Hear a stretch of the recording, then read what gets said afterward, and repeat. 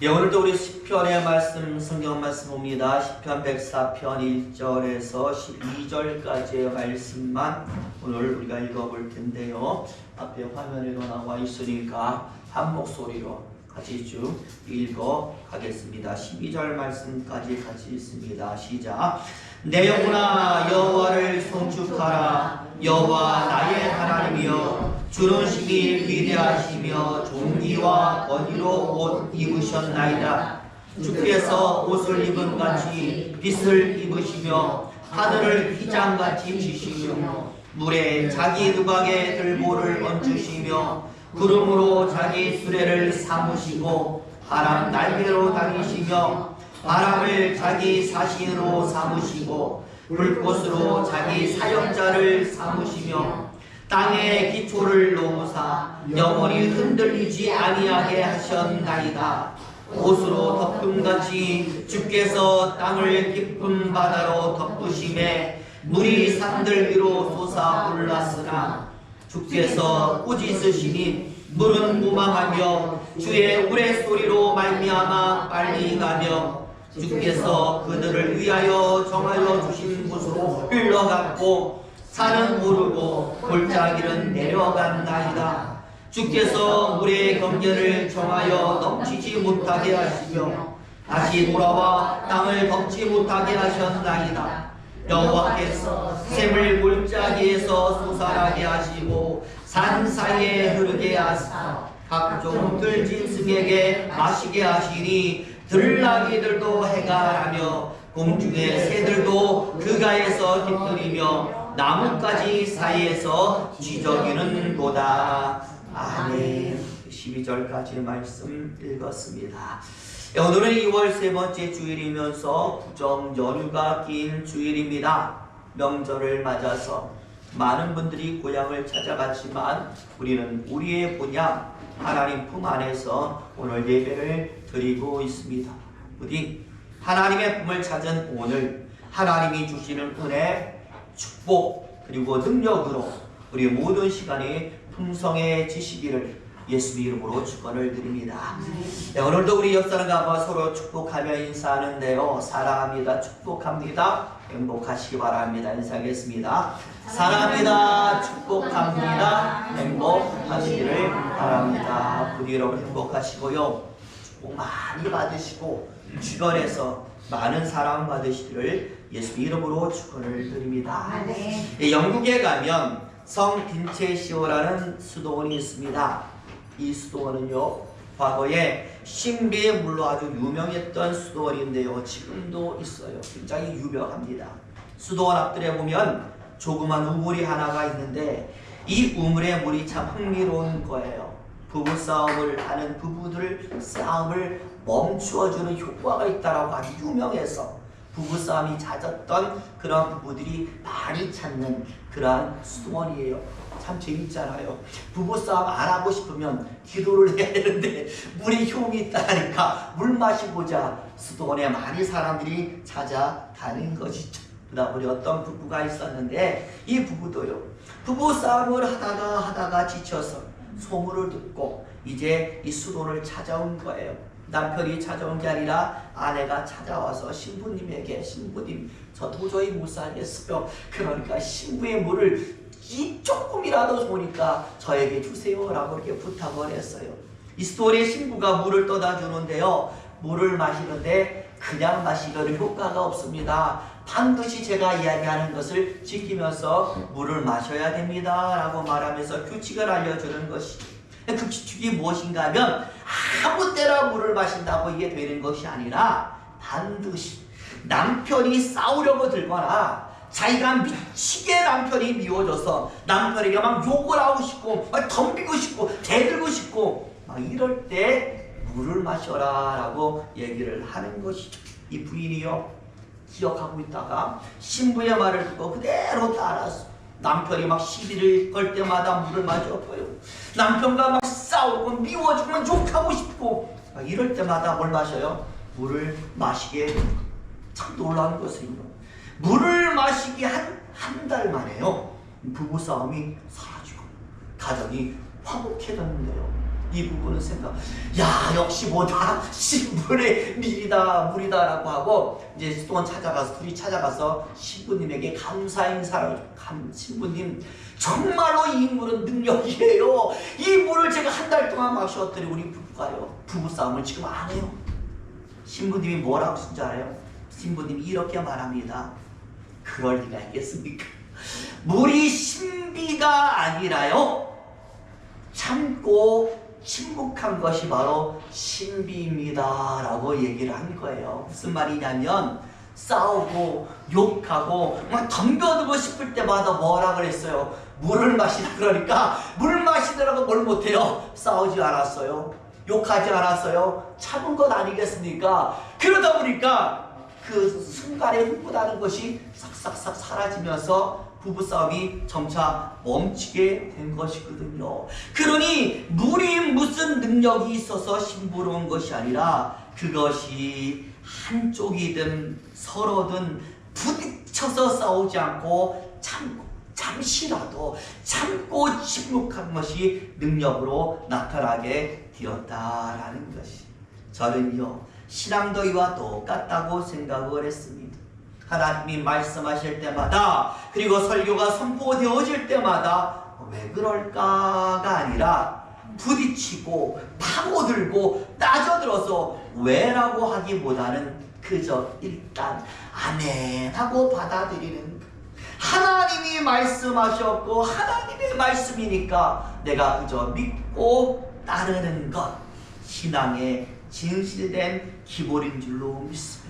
하나님 앞에서 한 발 딱 나가서 부딪히는 게 아니라 잠시 멈춰서 그 말씀을 듣고 묵상해 보는 것이 바로 믿음의 출발점이 되는 것이죠. 그래서 우리 신앙의 성패는요 하나님의 모든 것에 대하여 내가 어떤 반응, 어떤 모습을 보여주는가 하는 것이 굉장히 중요한 줄로 믿습니다. 오늘 우리가 시편의 말씀을 읽었습니다. 그런 의미에서 오늘 본문의 말씀은 굉장히 중요한데요. 특히 오늘 우리가 읽은 시편 104편의 말씀은 다른 시편의 말씀을 읽어보시면 아시겠지만 앞에 나와 있는 시편 103편의 말씀 그리고 뒤에 나와 있는 시편 105편의 말씀 하나로 이어지는 하나의 시편이라고 보면 될 것 같습니다. 하나님을 찬양하기 위해서 만들어진 시편인데 찬양하기 위해서는 하나님에 대해서 잘 알아야 되지 않겠습니까? 그래서 나누어서 하나님의 모든 것을 우리에게 알려주는 것입니다. 특별히 여러분, 오늘은 설 연휴가 시작되는 주일입니다. 명절의 의미가 무엇이겠습니까? 제가 아까도 말씀했잖아요. 이스라엘에게 명절의 의미는 누구를 찾는 거예요? 하나님을 찾는 거예요. 각자 자기 생활하다가 명절이 되면 어디에 있든지 외국에 있든지 간에 어디로 찾아와요? 예루살렘 성전을 찾아와서 하나님 앞에 자신을 보여드리는 것이 명절의 의미가 되어서 우리도 신앙인이니까 여러분 마찬가지가 되어야 하지 않겠습니까? 한 가족이 더불어서 하나님께 나아가 나를 내어보이는 날이 우리 명절이 되어야 될 것입니다. 왜냐하면 명절 되면 어디 모여요? 가족들이 모이잖아요. 따로 떨어져 살다가 명절만큼 하나로 모이기 쉬운 날이 없는 거예요. 그때 다른 것 하지 않고 내 하나님, 나의 주, 그분 앞에 모여서 그분의 이름을 부르는 것처럼 귀한 것이 어디에 있겠습니까? 오늘 우리가 읽은 말씀, 우리 신앙의 대상인 하나님에 대한 말씀이 나와 있는데 왜 우리가 그래야 되는지를 알려주고 있어요. 어떻게 알려주느냐? 하나님의 창조와 수고, 일하시는 하나님의 위대하심을 나타내 보이면서 그분 앞에서 우리가 어떤 모습으로 서 있어야 되는지 그것을 잘 노래하고 있습니다. 왜 우리가 하나님 찬양해야 합니까? 왜 우리가 하나님의 이름을 불러야 합니까? 나를 위해서 하나님이 이렇게 수고하시니까 그 하나님께 우리는 얘기하고 때로는 고백도 하고 그 이름을 높여드려야 됩니다라고 말하는 것이 오늘 시편의 내용이 되는 것이죠. 그래서 그 시편의 시작 1절 말씀 보시면 이렇게 되어 있습니다. 우리 1절 말씀 보여 쭉쭉 올려주시기 바랍니다. 1절 같이 했습니다. 시작! 내 영혼아 여호와를 송축하라. 여호와 나의 하나님이여 주는 심히 위대하시며 존귀와 권위로 옷 입으셨나이다. 아멘. 뭘 하라고 나와 있나요? 여호와를 송축하라. 우리가 해야 될 것은 하나님을 송축하라 라고 말씀, 하나님을 찬양하라 라는 말씀인데, 자 그래서 그럼 오늘 시인은 하나님을 어떻게 찬양하고 있는지를 봐야 될 것 아니겠습니까? 그래도 우리 다 그것을 보고 하나님을 찬양하지 않겠습니까? 그래서 오늘 시인은 어떻게 하나님을 찬양한가 라고 봤더니, 오늘 우리가 읽지 않은 34절에 이렇게 나와 있어요. 우리 34절만 쭉쭉 내려주세요. 같이 있습니다. 위에 시작. 나의 기도를 기쁘게 여기시기를 바라나니 나는 여호와로 말미암아 즐거워하리로다. 아멘. 예전 성경에서는요 이 기도를 묵상이라고 번역을 했거든요. 하나님, 나의 기도, 나의 묵상을 기쁘게 여겨주세요. 지금까지 시인이 하나님을 송축했는데 어떻게 송축했느냐? 묵상하고 기도하면서 하나님을 송축했다라는 것. 여기에 사용된 히브리어 단어가 시히라는 단어입니다. 쉴 틈 없이 계속해서 입으로 되뇌이는 것이라고 되어 있습니다. 혼자서 제잘 하나님 앞에서 떠드는 거예요. 하나님 앞에서 계속해서 뭐래요? 말을 하는 것이다 라고 얘기했어요. 그래서 어떤 말을 하는가라고 봤더니 하나님이 좋아하시는 것, 하나님이 기뻐하시는 말, 내가 지금 제잘 하나님 앞에서 이야기하고 속삭이고 있는데 하나님 마음에 드세요 라고 하면서 그렇게 하나님 앞에서 재롱 부르듯이 신이 이야기를 하고 있었다라고 고백을 하고 있어요. 여러분, 이것이 무엇과 똑같은가 하면은요, 아마 여러분 언제 들어보신 것 있을 것도 몰라요. 제가 한번 얘기한 것 같은데, TV를 보면은 여러분 토크쇼라는 것이 나오잖아요. 그 토크쇼의 내용이 무엇입니까? 연예인들이 나와서 이런저런 주제를 가지고 재밌게 서로 이야기하는 것을 우리는 토크쇼라고 해요. 그런데 지금은 이게 변질해서 자기들끼리 얘기하고 막 웃고 즐겼는데요, 원래 토크쇼는요 자기들끼리 주고받고 웃는 게 아니라 보는 시청자가 있기 때문에 시청자들 보라고, 시청자들이 원하는 내용으로 그 시청자들이 생각하고 주목할 수 있는 주제를 가지고 이야기를 나누는 것이 바로 토크쇼가 되어서, 누구를 위해서? 보고 있는 시청자를 위해서. 그렇기 때문에 자기들 좋아하는 이야기를 하는 게 아니라 시청자들이 좋아하는 이야기를 했고 시청자들이 흥미를 느끼는 이야기를 그렇게 하면서 토크쇼가 원래는 진행이 되었습니다. 그래야 같이 즐거워할 수 있는 것 아니겠습니까? 오늘 시편 시인이 말하고 있는 묵상도 저는 똑같다라고 생각해요.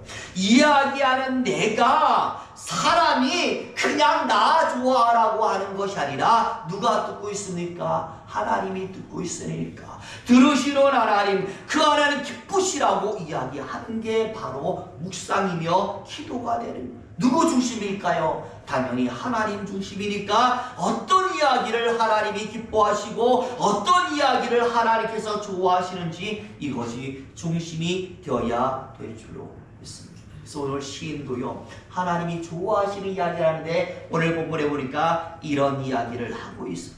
죄다 하나님에 대한 이야기를 합니다. 웃긴 어떤 세상의 이야기 아니라 5절 이하를 보니까 5절에서 9절은 땅과 바다를 창조하신 하나님의 이야기를 하고 있고 10절에서 18절 보니까 동물 창조의 신비에 대해서 이야기, 하나님의 동물을 이렇게 창조하셨어요. 19절에서 23절은 하나님이 만드신 세계의 질서예요. 누가 이렇게 만든다고요? 하나님이 이 세계를 이렇게 질서 있게 움직이고 있습니다. 24절에서 26절은 동물을 다스리는 이야기, 질서만 지키게 하는 게 아니라 동물도 다스리고 27절에서 30절까지는 땅에 있는 모든 생명을 하나님께서 하나도 남김없이 다 보존하고 있습니다. 그 생명들을 보호하고 계십니다라고 이렇게 얘기해요. 죄다 하나님에 대한 이야기입니다. 하나님의 창조와 하나님의 일하심, 그 수고하심을 하나도 빠짐없이 하나님 앞에서 이야기하고 있어요. 하나님이 이런 엄청난 일을 하셨어요. 하나님 대단하십니다. 놀라워요. 정말 하나님, 나는 이런 하나님이 너무나 좋아요. 하면서 이렇게 하나님에 대한 이야기를 하고 있습니다. 여러분 마찬가지 아니겠습니까? 하나님께서 우리에게 듣기를 원하시는 이야기가 과연 무엇이겠습니까? 우리도 나와서 매일같이 예배하며 하나님께 얘기 드리잖아요. 기도하잖아요. 근데 솔직히 말하면 오늘 시편 다윗처럼 하나님이 원하는 얘기를 하는 경우는 솔직히 없다라는 거예요. 하나님의 사람이기 때문에 하나님 앞에 나왔으면 하나님을 위한 이야기, 하나님 중심되는 이야기를 하는데 저도 그렇지만 기도에 대한 거의 70~80%는 누구에게? 내 얘기하지. 하나님 나 힘들어 죽겠어요. 이런 문제가 있어요. 이런 게 생겼어요. 죄다 내 얘기만을 하고 있다라는. 물론 그래도 하나님 들으셔요. 하지만 이왕이면 하나님 앞에 나왔으니까 내 얘기를 많이 하기보다는 하나님에게 더 많이 해주는 것을 하나님은 더 원하지 않겠습니까? 하나님에 대한 고백을 듣기를 원하신다는. 왜냐하면요, 저도요 자식을 키워봤지만 내 아들이요 정말 어디에 나가서 다른 사람 앞에서 내 자랑하면 기분이 좋아요. 우리 아빠 이래, 우리 아빠 이렇게 대단해 라고 얘기하면 너무나 기분이 좋거든요. 하나님도 마찬가지예요. 사람들 앞에서 또는 하나님 앞에서 하나님 너무나 대단해요, 놀라워요, 이렇게 하나님 자랑하는 것 하나님이 좋아하시는 거예요. 그런데 우리는 그렇게 하지 못하고 있는 현실을 보면서 이제 우리가 다짐해야 될 줄로 믿습니다. 살아가면서 하나님에 대한 생각으로 나의 머리를 가득 채우고 하나님에 대한 이야기를 나의 입에 가득 물고 살고 하나님과 관련된 일에 내가 몰두하고 살면은 우리 삶이 좀 더 하나님께 영광이 되고 하나님도 역사하니까 다 잘 되지 않겠습니까? 우리 오늘 이후에 우리 시간은 하나님에 대한 모든 것이 우리의 입술은 물론 우리의 모든 부분을 통하여 보여지게 되시기를 예수님 이름으로 축원을 드립니다. 이제 두 번째로 우리가 살펴볼 것은 오늘 이 시인이 이런 하나님에 대한 이야기를 그럼 과연 하나님 앞에서 어떻게 펼쳐 보이고 있는가? 결론은요, 따라할까요? 정직하게. 꾸밈이 없이 하고 있어요. 어떤 사람은요, 누구 좋으라고 괜히 포장해서 얘기하는 경우 많이 있잖아요. 그런데 하나님은 그런 포장 좋아하지 않습니다. 하나님을 찬양하는 노래라 할지라도 포장하는 거 좋아하지 않아요. 진실되게 이야기를 좋아해요. 또한 죄를 지어도 숨기는 것 원하지 않습니다. 진실되게 다 내어놓는 것을 하나님은 좋아합니다. 그저 아첨한다고 꾸미고 과장하고 포장하는 것보다는 그저 본 대로 경험한 그대로 느낀 그대로 가감이 없이 나열하고 감탄하고 칭찬하는 것을 하나님은 좋아하시는데 오늘 시인은 그렇게 하고 있다라는 거예요. 제가요 어디서 그것을 느꼈냐면요, 관광지 같은 데 가보면요 감탄이 나오는 경우가 있어요. 또 운전하다 보면은 절경이 있잖아 눈앞에. 그럼 저도 모르게 뭐가 야 대단하다라는 감탄이 나오거든요. 근데 이게 꾸며지는 게 아니잖아요. 정말 대단하니까 나도 모르게 야 멋있다 이런 소리 나오지 않습니까? 하나님께 하는 이야기도 이래야 될 줄로 믿습니다. 대단하잖아요. 놀랍잖아요. 그러니 하나님께서 하나님 대단하셔요. 놀랍습니다라고 그저 감탄해드리는 것, 그게 바로 진실하게 하나님을 찬양하는 줄로 믿습니다. 절대 하나님 앞에서 꾸미지 마시길 바랍니다. 진실됨으로 나와서 감탄해드리고 진실되게 숨기지 말고 다 내어놓으셔서 하나님과 더욱더 가까워지시는 저와 여러분 되시기를 예수 이름으로 축원을 드립니다. 그 다음 이제 마지막 세 번째로 우리가 잊지 말아야 할 것은 우리를 향한 하나님의 수고. 하나님이 나를 위해서 어떻게 하셨길래 우리는 이렇게 하고 있느냐. 바꿔 말하면 하나님이 다윗에게 어떻게 했길래 다윗이 이렇게 하나님께 진실됨으로 감탄하고 있는가 중요하잖아요. 그래서 오늘 본문에 봤더니 다윗은 하나님께서 이 만드신 창조 세계와 그 사람들을 위해서 일하십니다 라고 말하면서 세 가지를 이야기합니다. 하나님이 우리를 위해서 어떻게 하느냐 하면 따라할까요? 사하시고 사하시고 고치시고 고치시고 만족해 하셨다. 만족해 하셨다. 나를 사하셨습니다.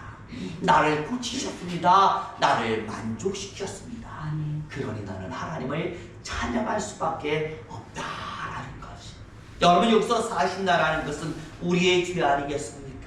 내가 지금 모든 죄를 하나님이 다 사하셨어요. 내 죄를 사하시기 위해서 누가 일하시느냐? 하나님이 일하셨는데 어느 정도인가 라고 할 때 히브리어로 살펴보니까 살아서 끊임없이 계속해서 하나님은 나의 죄를 용서하셨습니다. 우리 안에 죄가 완전히 사라질 때까지 하나님은 일하고 계십니다라고 말씀을 하고 있어요. 그러니 여러분들, 어떤 사람 그러잖아요.